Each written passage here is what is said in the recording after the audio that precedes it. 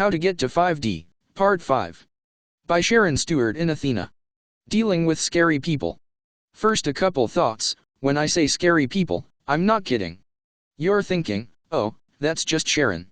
She's being dramatic. Life isn't that scary. Well, it is.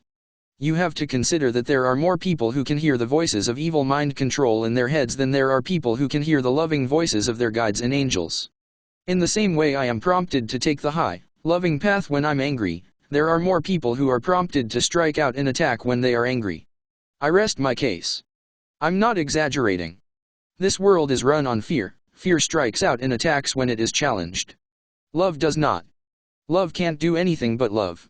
We are a low-frequency planet, and those lower frequencies are bombarded with mind control messages as well as personal attachments that prompt people to misbehave out of fear. Relationships have changed over the last 60 years since I was born. It used to be that a man went to work and made all the big decisions in a family, and now it's more equal because apparently being a money earner gives you more rights in our society. Of course, that's absolute bullshit. We can now see that's not true at all, but we know that women's rights were taken more seriously when women started paying taxes too. Another ruse to fool us now. It was all a lie. Now no worker has any rights, and some of us can see that clearly.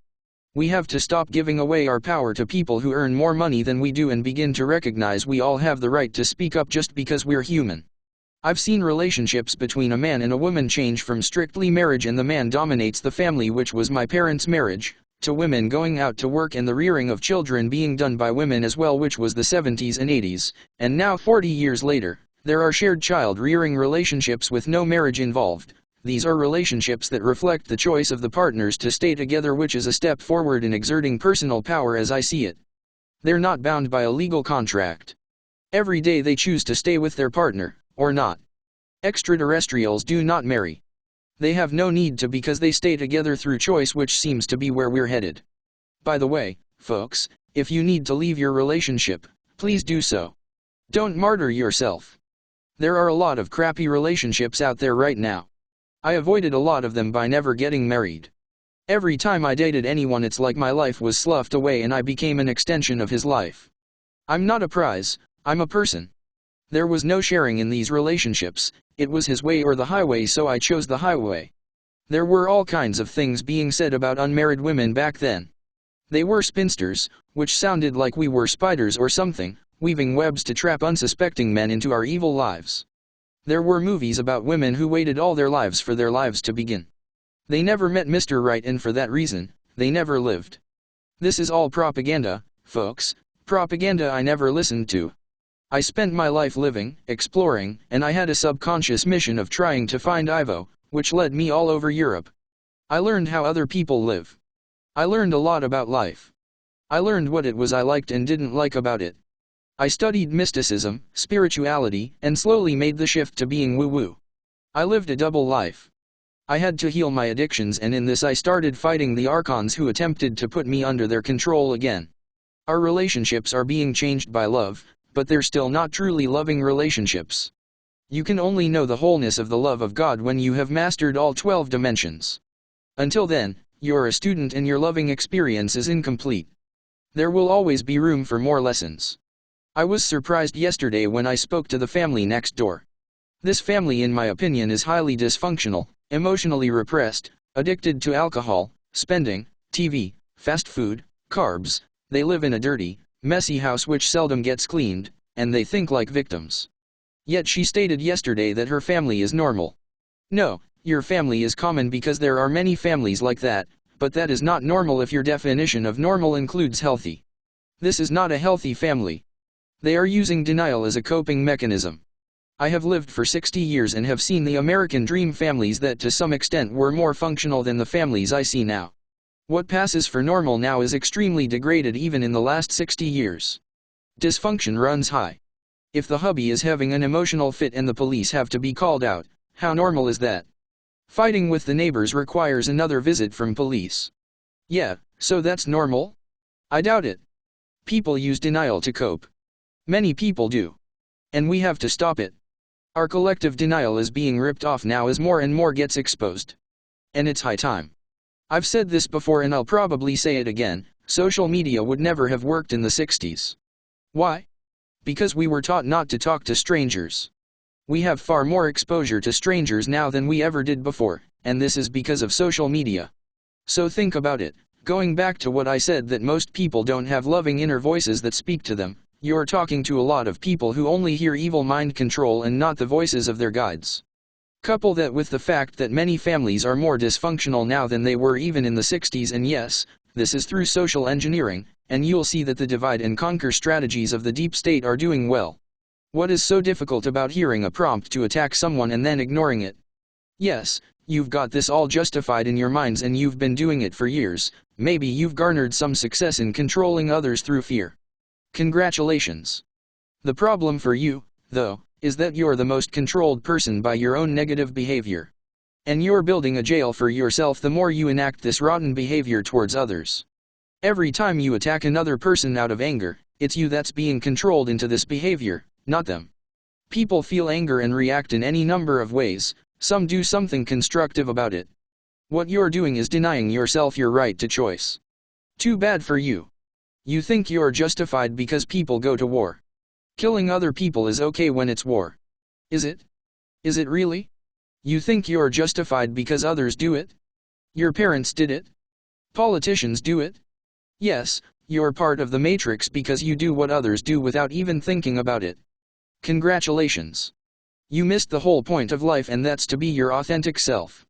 So how do the rest of us who choose not to behave this way deal with you? I limit my exposure to the public because I get attacked so often. That's one thing you can do. I choose the people I want to relate to, and I will choose them on the basis of how caring and non-vicious they are. If they're the blame and shamers, they're not the types I want to know. If that means I relate to 1 or 2 people, that's fine. I go for quality, not quantity. That's one way to deal with toxic people. There are other ways. I don't fight with them. I don't argue.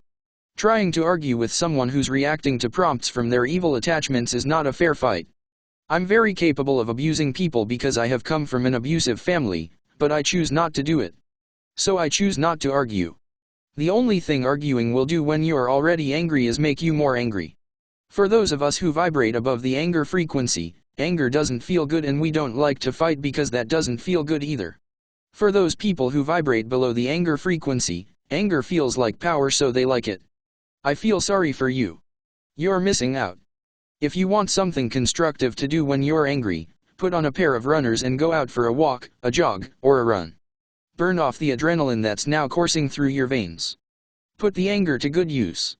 Think about the situation when you've returned to a calm headspace and then work to do something constructive to change the problem. It's not rocket science. Here's another tip: never message anyone when you're angry. If that had been the case, then someone who dumped on me the other night would not have gotten blocked. We all get triggered by others' behavior. But it's a question of what you do with it, use it to build or to destroy. Your choice. And if your choice is the latter, I'll be blocking you because you're working with the dark side. Ultimately trying to understand why these people act the way they do, having compassion for them because you know what they're missing out on, is the way I go after I hit the block button. Do I want to allow myself to be abused? Of course not. I'm not a martyr. But every time I get people attacking me, and this is frequently, I cut myself off of them and then work on forgiveness. People who deal with the public are in the unfortunate position of having to deal with people who they do not know personally. When you know someone on a face-to-face basis, you have decided that these people are good for you, and so you continue to expose yourself to them.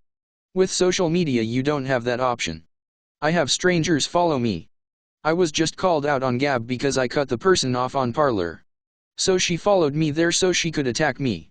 She claimed to be of higher light, but apparently that day she wasn't in the mood, so she attacked me. What I do with many people is I go to your profile and look at your comments. If I see you have the propensity for being an attacker, I will block you before you get a shot at me. I can tell by just reading your comments whether you're a blamer/shamer or less judgmental and more forgiving, and I will cut you off before you make a pain of yourself in my life. I look to see how you deal with fear, and if I see the lower vibe reaction, I don't want your poison in my life. If you spend your time attacking other people, you are not in control of your own mind. Your attachments or mind control are. Doing the things Ivo and I speak of in our videos of this series will help you to take that control back and will help you to hear your conscience and your guides. It's a question of where you focus. If your focus is on anger, feeling victimized and on hating others, that's what you'll bring to your life. And by the way, you'll stay on the lower timelines, and frankly that isn't any place I'd want to be right now. Forgiveness is the way out. If someone is attacking me, I will cut them off of direct communication with me, and then work on understanding, having compassion for them, and forgiving them. This helps them as well. It helps to raise their vibration as well as your own.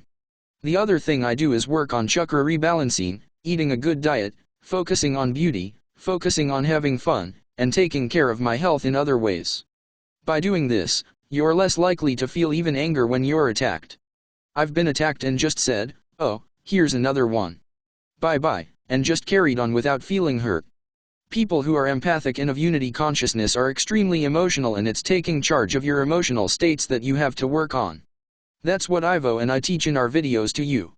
We call it emotional alchemy, which is transmutation of the state of the human through the emotions. We teach you to change your emotional states to ones you would want to experience more of. This helps to raise your vibration. I tend to think that being compassionate, being charitable, being loving towards all without exception, are states that earthlings have very little practice at, and it's being attacked that gives us more opportunity to create these states within ourselves. For star seeds, they're already there. You just have to move the negativity of earth life out of the way in order to feel these higher states.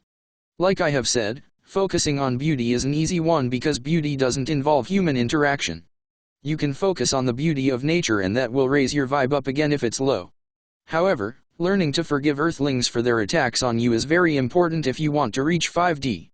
Everything you need to move beyond the 4th dimension is provided to you in the 4th dimension. Logically, how could it be otherwise? What you have to recognize is that you have a choice. You always have a choice about how to respond to anything. Nothing is written in stone. Not even your genetics, because you can change them. It's your choice whether you feel bad or good. Everything is energy, and you are an energetic master because you are a part of God. Focus on that for a second and realize the truth of it. The archons are prompting others to attack you. They will find the weak ones to focus their efforts on. I am surrounded by people who do not attack me. So the archons have to find people to connect with me that they can manipulate into attacking me. When I hear their voices to do this or do that, I don't respond. At times I laugh at them. Other times, when there's no sunshine, or I feel sick, it's not so easy. So I control my environment to frustrate the archons. I have now backed off of any contact with the public again because the attacks are being stepped up. Folks, I'm only trying to help you. If you think this is a reason to attack me, then I'm just going to tell you you've got a lot of work to do. I feel sorry for you if you feel that attacking someone who's working for you is the right thing to do. You've got your wires crossed and you need to realize the truth.